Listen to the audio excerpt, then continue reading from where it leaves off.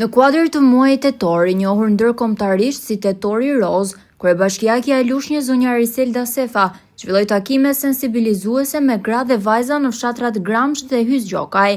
Këto aktivitete janë pjesë e fushatës ndërgjegjësuese, që synon rritjen e ndërgjegjjes për rëndësinë e kontrolleve të hershme ndaj kancerit të gjirit.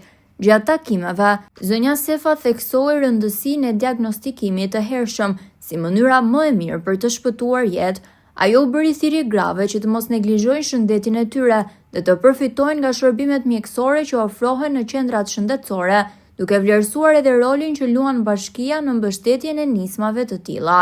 Me moton diagnostikohu, shpëtoj jetë, këto aktivitete synojnë që mesazhi i kujdesit për shëndetin të depërtojë në çdo cep të komunitetit, sidomos në zonat rurale ku shpesh mungohen informacioni dhe qasja e shpejtë në shërbime.